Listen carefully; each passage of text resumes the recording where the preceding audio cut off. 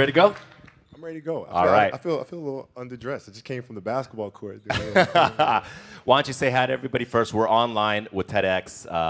It's going to be millions of people watching you here. Why don't you say hi to everybody? Well, just saying hello, and thank you for tuning in. And you guys, thank you for being here, and thank you for having me here. I truly appreciate it. Thank you. We're super excited to have Kobe Bryant, All-Star, MVP, World Champion, NBA Champion here. We're at Shanghai Tower, really behind us. This is like a, futuristic. They call this the Eye of Shanghai. We're at the 126th floor. No one's ever been up here before running an event. This is kind of like an anti-compression earthquake. So we're safe up here. We're going to have fun today. Sounds good. What do you think that looks like? I think it's from Back to the Future, flux capacitor, something, right? That'll work. So today, let's start off with something I want to talk about because we have a whole lot to get into. But my thing is that a lot of people here haven't seen you since that last game on television. Yeah. That was crazy. 60 points. Are you kidding me? 60 points. Did everybody see that last game? Who saw that last game? For people in LA or in the States, they watch that live at 7 at night.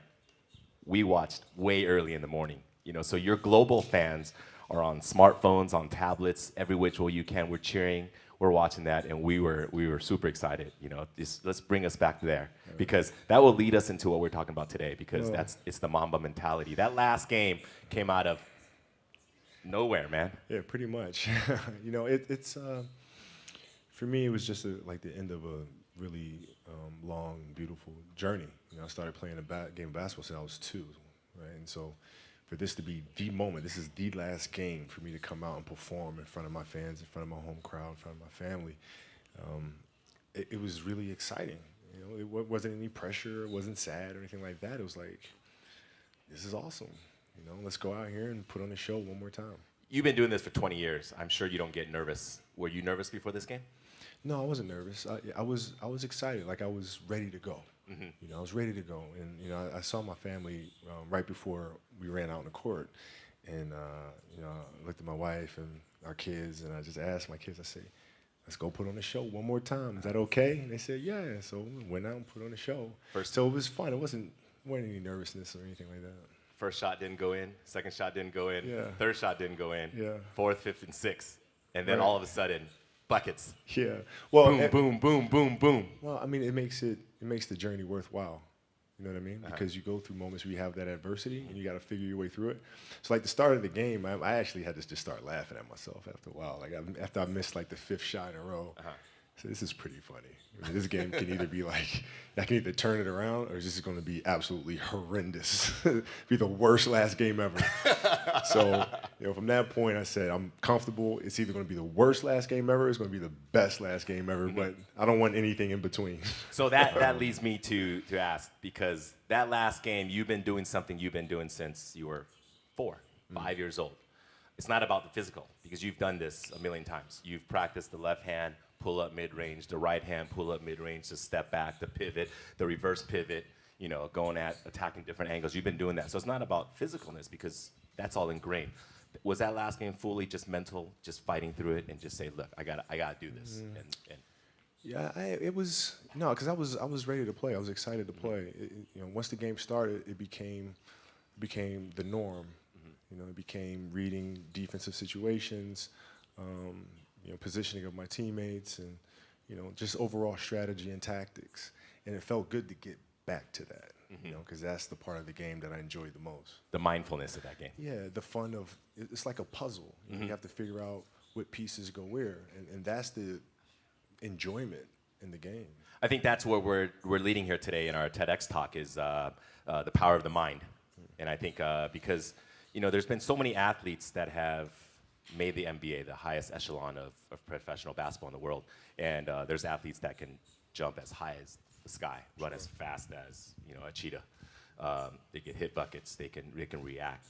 But it's the special niche of players that have that mindfulness, that have that attacking mode, that relentless mode, that mode where they go ice cold last few minutes. I think that makes a difference between the great ones and the greatest ones, right? Yeah, it's funny. Like, to me, the mentality is a really simple one in the sense that the confidence comes from preparation. You know, so when the game's on the line, I'm not asking myself to do something that I haven't done thousands of times before, right? So when I prepare, I know what I'm capable of doing, I know what I'm comfortable doing, and I know what I'm not comfortable doing. You know, right? And so in those moments, if it looks like I'm ice cold or not nervous, it's because I've done it thousands of times before. So what's one more time? Right? So that leads me to talk about a lot of this Kobe tour this year in Asia is we reiterate the Mamba mentality. You know, can you talk a little bit about what the Mamba mentality is? Because that's something that's been developing over, I don't want to say 20 years, it's been developing for 35 years, right? Since you were a little kid, that Mamba mentality, because you didn't start working when you got to the NBA. You started working when you were at Lower Merion, when you were in Italy, when you were 5, when you were playing Nerf basketball, right? So talk about the development of the Mamba mentality, the pillars, the 5 pillars of this Mamba mentality, and then we'll kind of break it down. Well, I mean, overall, you know, the idea is a very simple one, and you know, the Mamba mentality simply means trying to be the best version of yourself. That's what the mentality means. It means every day, you know, you're trying to become better. And it's a constant quest. It's an infinite quest. So starting at the age of 2, when I first started playing the game, and on and on and on, I always ask questions. I always try to get better every single day, learn more, learn more. You were asking questions at 2? Oh, dude, I was asking questions all the time. I mean, you'd be surprised. Like, some people, like my kids at 2 could do a lot of things. Right? At 2, I could dribble a basketball. I could shoot a basketball on the Nerf hoop at the house, and I would go to practice with my father. I would observe my father. I'd sit and watch games with him. And was he your first coach? Yeah, I mean, I guess you could say that. You know, a lot of things I learned by just being around the game. Right? So by the age of 6, I was already strategizing versus other 6-year-olds. You know, at the age of 6, I figured out 6-year-olds couldn't dribble with their left hand. And so I said, okay. A lot of 12-year-olds can't dribble with their left hand. Well, yeah, well, imagine 6. So like when I was playing these 6-year-old kids, I would make them dribble with their left because I knew they couldn't. And so they dribble off their foot, I'd pick it up, lay it up. Do it again, dribble off foot, pick it up, lay it up. So at 6 years old, I had 63 points. And and I remember my dad. So your 6-year-old self could beat your 38-year-old self because you only scored 60 in the last game. Yeah, no, but I can dribble with my left though, so that's a problem. But yeah, I mean, listen, I just constantly looked for things to learn from, and you know, very observant. Okay, so when we talk about the Mamba mentality, you have your exhibition today, starting in Shanghai, right? Also, we've been talking about this whole tour with young kids that are 5, 10, 15, 20. We just did a Kobe Academy right now. We talk about being passionate, being obsessive, being relentless, being resilient, and being fearless. These are the 5 pillars of the Mamba mentality. So we'll kind of break that down today. Sure. The first one is to be passionate. You know, what is that? Is there a moment where you can define your passion for the game, or was it just something accumulated over time? Well, I mean, you know, the passion came from the love for the game. You know, I loved everything about it, like the smell of the ball. You love the smell of the ball? Yes, the ball. You know, the smell of like brand new sneakers and like the sound the ball makes when it hits the ground. Sneakers in the gym. Sneakers squeaking. Yeah, the ball going through the net. Like all those things I love. And so the passion comes from that, because once you have that love, you just want to be a part of this thing all the time. When you talk about this love, when does it develop? Did you like it when you were 5, or is this something that kind of gradually? I was 2. I was born, and I was born to play basketball. You know what I mean? And I played a lot of different sports, but nothing brought me the sense of peace and of escape, you know, that the game of basketball did. Is it an escape when you get on the court? Is that your zen time, your solitude time? Yeah. Even though it's a teamwork game? Yeah, when I need that escape, it's there for me, right? When I need a friend, it's there for me. You know, when I need to vent and don't dunk and the Mamba comes out. It's there, you know. So the game is absolutely everything for me. When we talk about trying to get kids to be passionate, I don't think your situation is the norm. Not every kid knows their passion at 2 or 5, right? How do kids find that passion then? Well, right? I think as parents, we just try to... you embraced it right away Yeah, too. I mean, I think as parents we try to put them in different things, try to expose them to as many things as possible, and then see if there's one thing that connects with them. You know, because if it does, you don't have to tell them to do it. You know, whether it's writing or painting or drawing. You know, if they have that passion, you don't have to tell them. They'll go off and do it because it's just fun. They'd rather do that than anything else. So, but as parents, it's our job to just expose them to as many things as possible and see which one they gravitate to the most. It's interesting because you talk about kids, right? Originally we were talking about you. Now you're talking about your kids and their passions. Do you kind of feel that passion for them and say, hey, let's go play some basketball or volleyball or let's go swimming? Yeah, we expose them to all kinds of. I mean, they play a lot of different sports. They do a lot of things creatively, you know, in writing and things like that, and designing, and you just sit back and you just watch which one they move to, and then it's our responsibility as parents to try to set them up for success as much as we possibly can. Do you want them to play basketball? I want them to find whatever it is that they're passionate about, like whatever they feel like their purpose is. Then that's what I want them to do. Do they love basketball though? Your girls? So my youngest one. She does. She wants to play, and she wants me to teach her how to play this summer. And you know, our eldest is really into volleyball. So but we'll see. You know, passions tend to change. So you're gonna get into volleyball now? Well, yeah. I mean, my sister was a great volleyball player, so we have a teacher in the family. Is there one moment where you can say it defined your passion for basketball? Is there a story or moment when you said, "Damn, that was it. That was like when I felt really passionate"? No, it doesn't. It never leaves. It never leaves. Like you know, the game is just a part of me. So it never leaves. Even now that I'm retired, you know, everything that I've learned from the game of basketball, I've carried it over into life. You know, like basketball has helped me be a better person, a better friend, a better father. Well, because there's life lessons that are within the game, like communication, like unselfishness, like attention to detail, and empathy and compassion. Like all those things are in the game. And as an athlete, if we are aware of those things, it helps us become better human beings. And you can apply that toward your post basketball days, your retirement, into your business world, your future ventures. Sure. I mean, you can apply. You know, I was applying that even while I was playing, just in life outside of the game, and even more so now. You know, in building a business and all these things. You know, the kind of culture you want to have. You know, all those things are directly learned from the game of basketball for me. Next up is the next pillar: be obsessive. Obsessive. That's I think a lot of people equate that with you. You know, Kobe is obsessive in a lot of things. Yeah. We've been doing this for what, 8 years now, Asia tour. You know, I've been with you for a long way. The one moment that stands out of we've done, I don't know how many done. We've done what, 800 events. The one time was 4 a.m.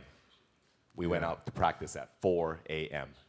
And that was your idea to do it. But and then, you know, all these Nike people are like, no, let's not do that. And then you're like, let's do it at 4 a.m. So you got security, you got brand marketing, sports marketing going, no, let's not do it. You're like, let's do it.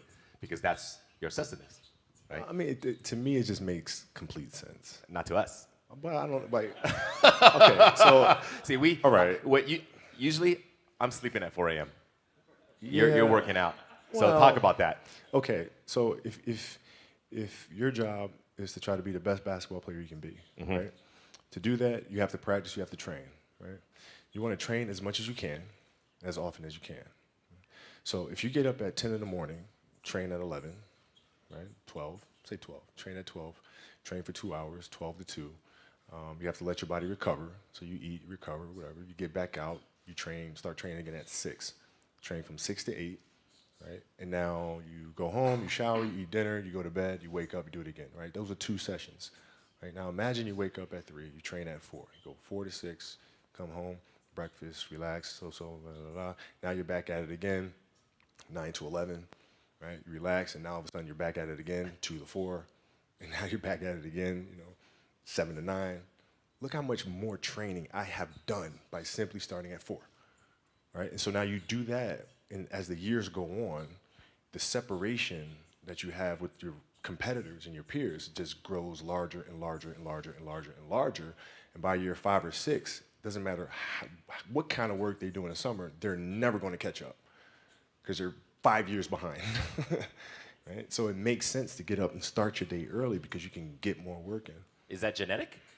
Or is that something you ingrained and trained yourself? No, it was Who just, taught you that? For me, it was just common sense. Like I can if I start earlier, I can train more hours, and I know the other guys aren't doing it because I know what their training schedule is, right? So I know if I do this consistently over time, the gap's just going to widen and widen and widen and widen and widen, and they won't be able to get that back. Mm-hmm.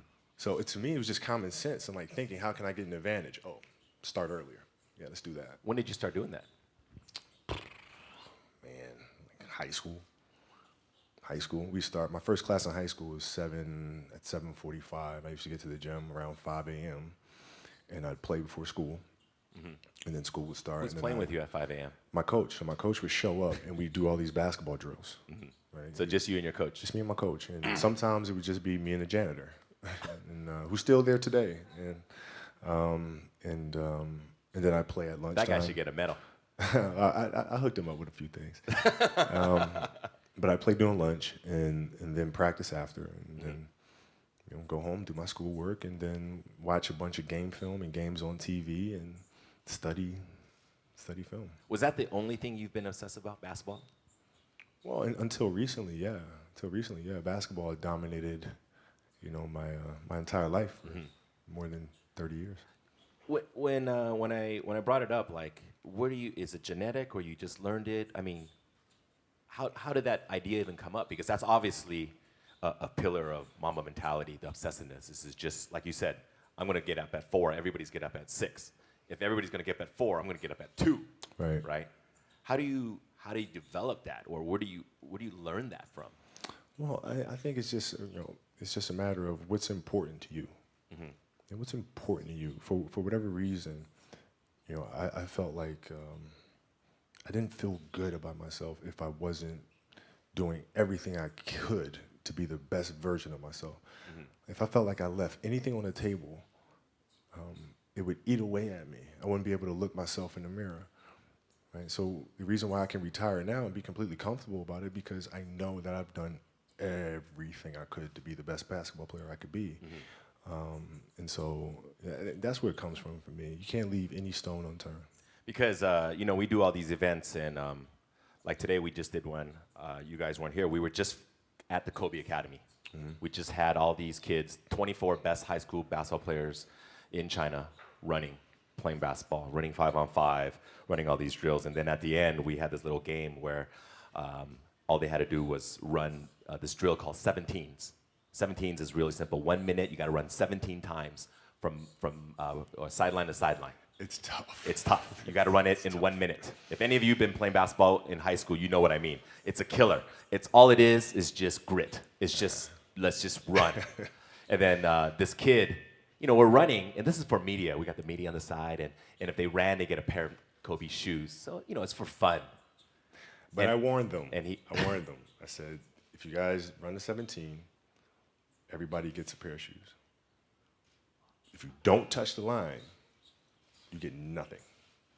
So everybody touched the line. So this is where Kobe gets his obsessiveness. So we're sitting there, everybody's kind of happy. We're thinking, they're going to run the lines. We're going to have a presentation for the shoes. And the kids are running. They've been running for 2 hours. Running. This one kid misses the line by like half inch. No, it wasn't even a half inch. It was like about that much.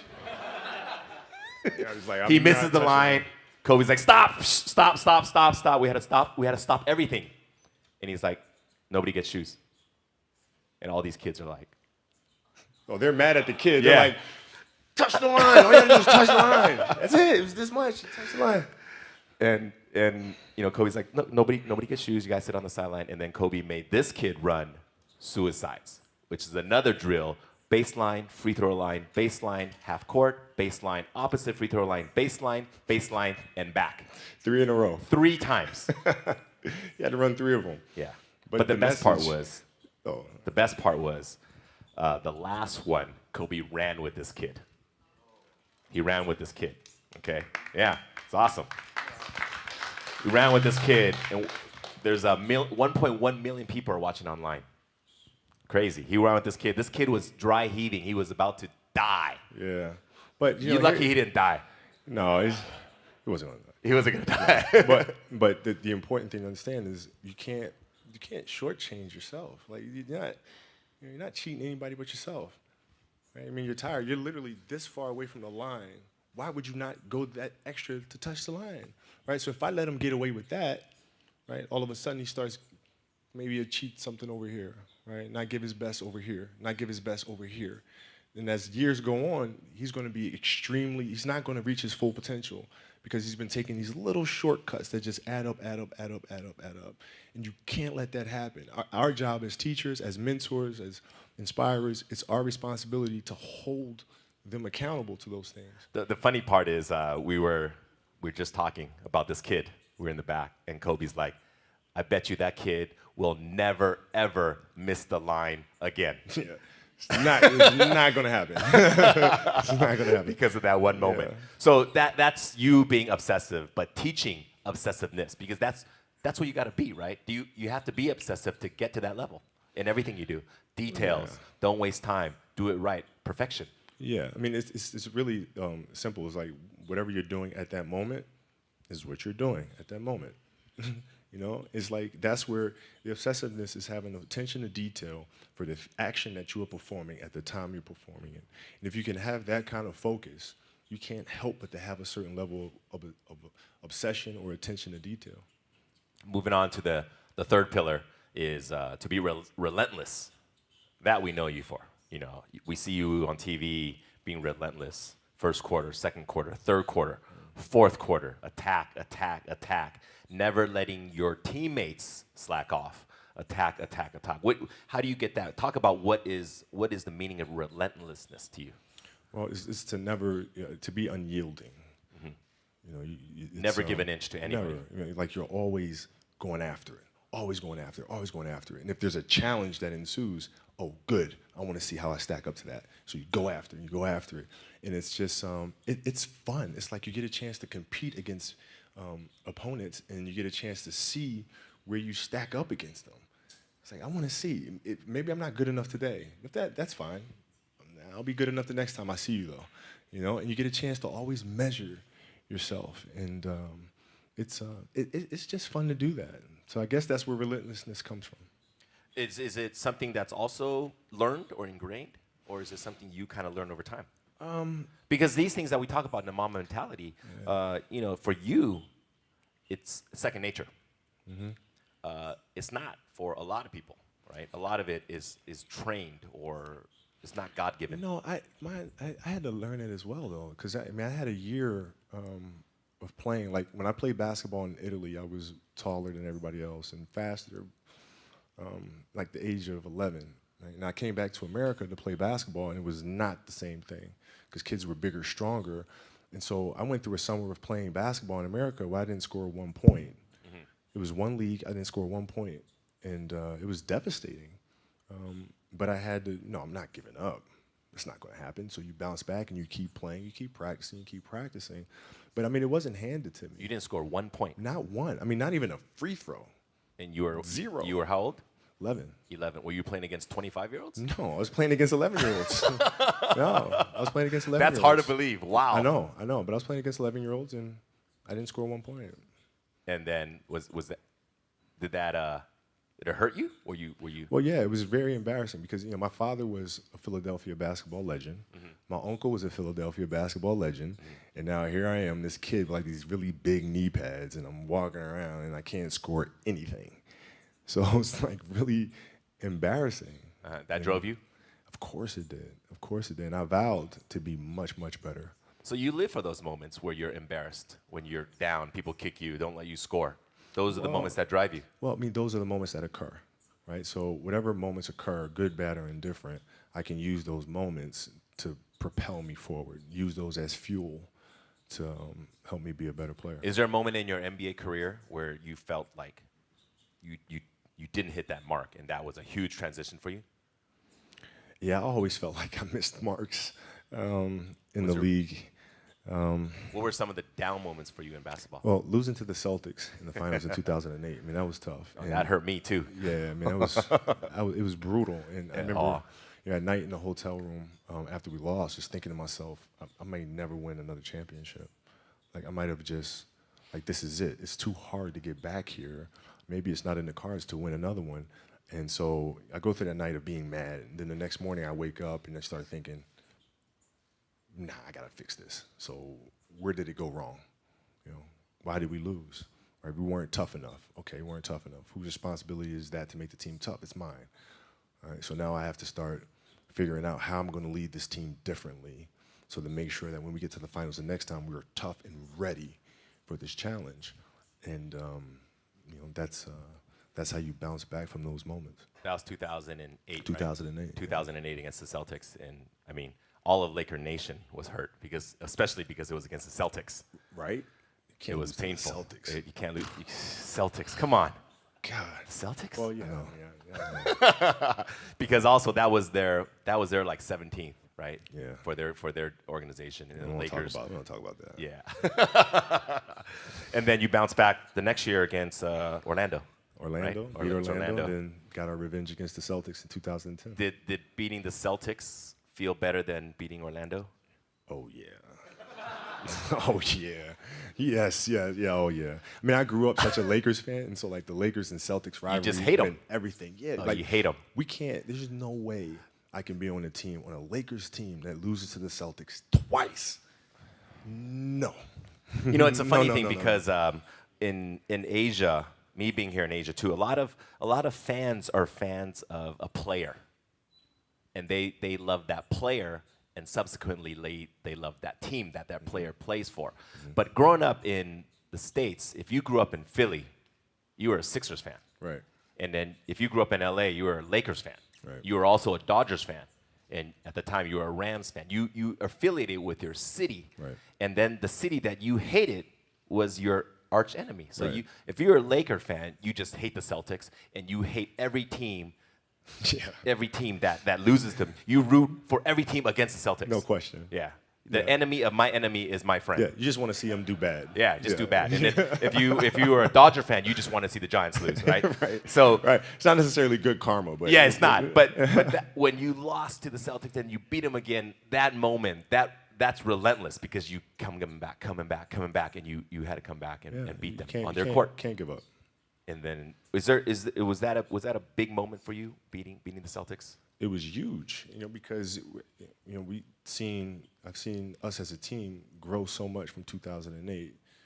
Powell, Lamar, all our guys, like how much we have grown since the last time we faced this team, and I couldn't be any more proud of them.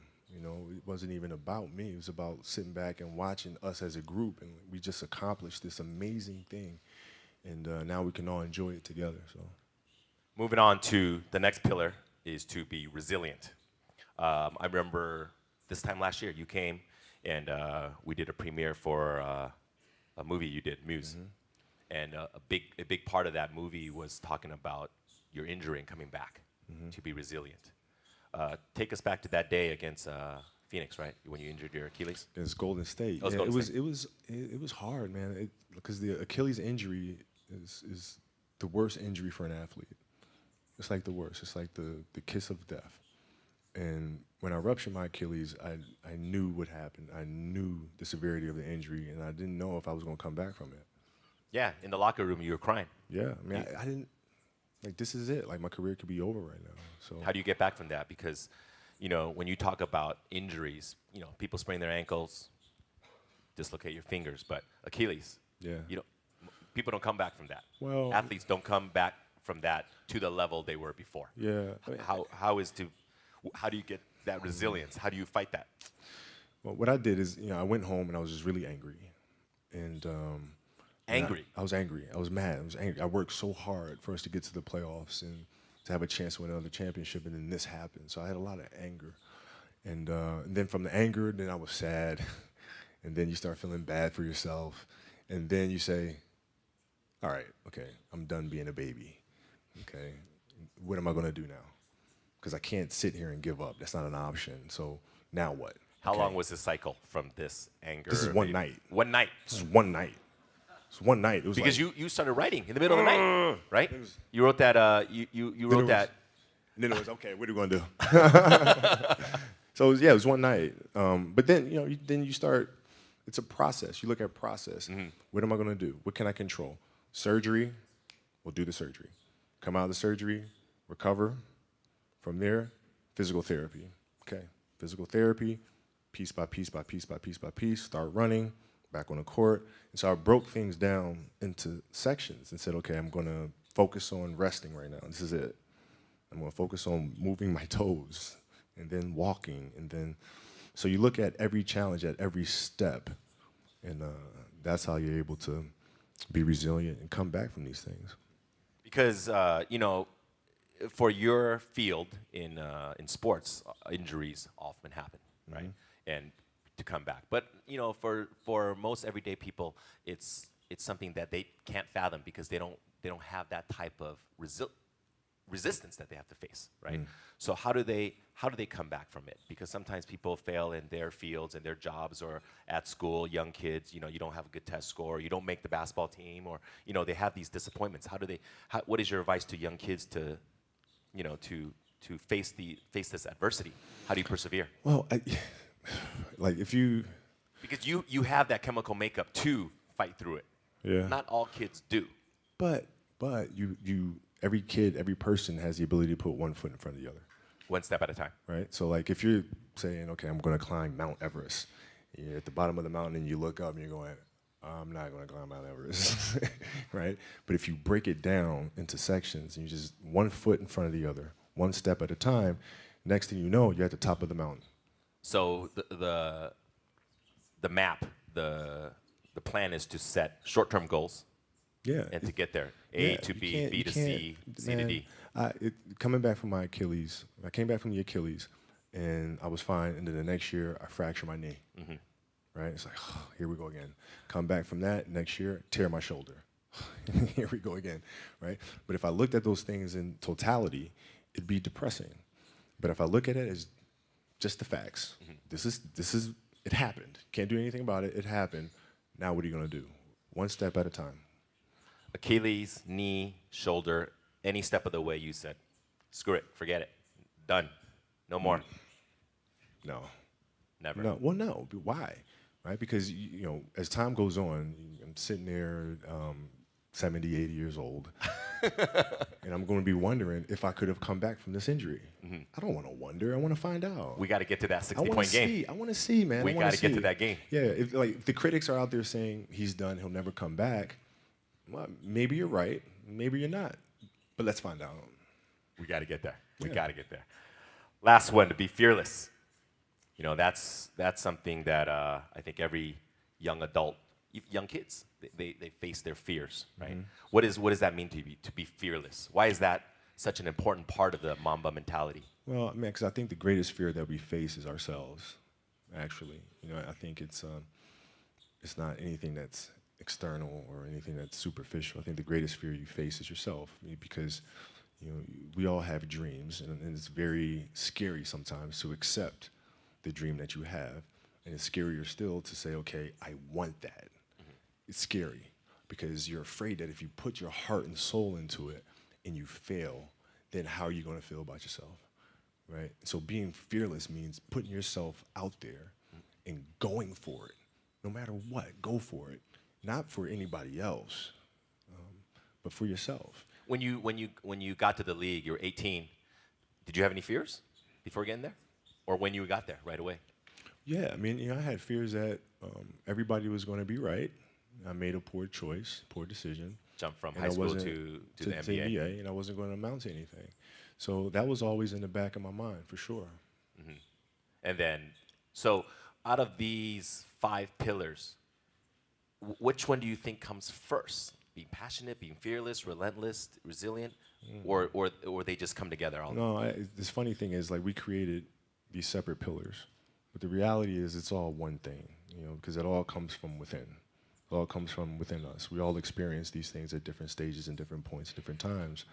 The key, I feel, is just to be aware of those moments as they occur, right? You're aware of a certain fear or a certain obstacle or challenge, right? You're just aware of those things, and then from there you can navigate through them. But I look at them all as one connecting thing. Because I think being fearless, this last one sticks out in my mind a lot because, being in Asia, Asian kids, a lot of times they're a little bit more boxed in thought, in mentality, as opposed to Western kids. Western kids, a lot of the family, the environment, ever since a young age in school, it's preaching independence. Speak your thoughts, be creative, independent. A lot of that, it's also reiterated by teachers, principals, mothers and fathers and aunts and uncles and coaches, is to bring name to yourself and to be independent, to be out there and go on your own. But in Asia, a lot of the cultures, whether it's Chinese, Japanese, Korean, it's, don't go out there and do crazy things. Don't go out of your comfort zone. Make your family proud. Don't bring other people attention. Just do your thing, do it well, but don't bring attention. And I think a lot of kids are fearful of going out of this box, right? Is there advice for these kids? Because a lot of times it's a cultural difference. Sure. Right? How do they put themselves out there when? I think, listen, it's very simple. You have to dance beautifully in the box that you are comfortable dancing in, right? So like everybody's box is different. My box was to be extremely ambitious within the sport of basketball. Your box is different than mine, right? Every kid here has their own box, but it doesn't mean that your box isn't as beautiful as mine, right? Everybody has their own. It's your job to try to perfect it and make it as beautiful of a canvas as you can make it. And if you have done that, then you have lived a successful life. You have lived with Mamba mentality, right? So it doesn't mean you have to go out here and do all of these crazy things. I'll have to be like this person or that person. No, what are you comfortable being? What is it that you want to do with your life? And once you have that, then you try to live it to the best of your ability. So, growing up in Italy and then moving on to Philadelphia and then to LA, obviously you talk about this box, right? So is that box constantly changing? Are you trying to get out of your comfort zone even when you were, first year in the NBA and then 10th year in the NBA and then even this year? Does that box, this metaphorical box you talk about, does that change? No, I never looked at it as like I'm just gonna, try something completely crazy or like just go out of my box sort of thing. I just looked at it as I want to be one of the best basketball players who've ever played. That's the end goal. Okay, how do I get there? How do I get there? And every decision I made in my life was centered around the process of helping me eventually get there. You know what I'm saying? So I had that purpose. And once I had that purpose, every decision that I made was centered around that purpose. You think you got there? Looking back upon it now. 2 decades in the NBA, high school, Italy to high school in Philadelphia to the NBA. You spent your whole career with one organization. To me, is your biggest accomplishment, to be with one team. Thank you. You look back upon it now. When you had your goals as a kid, you're 5 years old, you wanted to be in the NBA. And then when you're at Lower Merion in Philadelphia, and those dreams started to become, hey, I'm going to get there, right? And then you're in the NBA, you set goals for yourself. You talk about all the time. When you're young in the NBA, you set personal achievement goals. I'm going to win a game. I'm going to win a championship. I'm going to win the MVP. I'm going to win this. I'm going to win that. And then later on, you changed because you said, I'm just going to get better. And if I'm going to get a better left hand, I'm going to have a better three-pointer. I'm going to have a better free throw. Those other personal achievements come naturally. Now you're done. Played your final game, 60 points. You dropped it on Utah. Mamba out, right? Yeah. You look back upon it now. Where do you see yourself? Did you do everything you wanted to do? Did you become the best basketball player you can ever become? Well, Did you become the best? It's GOAT? It's weird. Like my vision of what my goal is changed drastically as I got older. It's like as a kid, I said, I want to be the best ever, right? And now you go through your life and everything you do is try to be the best ever, be the best ever, be the best ever. And as you get older, you start understanding that those things are very superficial things, right? And everybody has a different opinion about it. No matter what you do, I can win 20 championships. There's always an opinion on who's the best. Everybody has different opinions. And so I started really kind of understanding, maybe that's not the important thing. Maybe the important thing is to, how do we as a team grow? How do I help my teammates be better? So that was the first change for me. And then as I got older still, it became more about how are you inspiring others right? To find themselves. That is the ultimate championship. So, won 5 championships. That's great. Another team won a championship this year. Team's going to win a championship next year. Those things come and they go. But what stays is, how do you use your passion and use that to inspire somebody else to create their passion?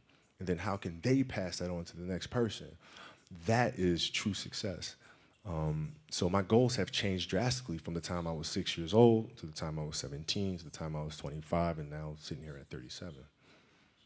So now you left the game of basketball. We're here in Shanghai. We're going to end our talk today because we've gone a little bit past our limit, but I think everybody is very happy to be here, and I think they learned a lot about the Mamba mentality, right?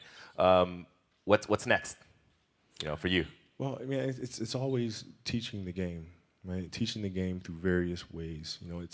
We do camps and clinics, we do those things, but also through storytelling, right? How can you share stories with the rest of the world that challenges them to look internally and to learn things like process and learn how to navigate the sense of self and all these things? How can you infuse that into entertainment in a way that pushes our culture and our society forward?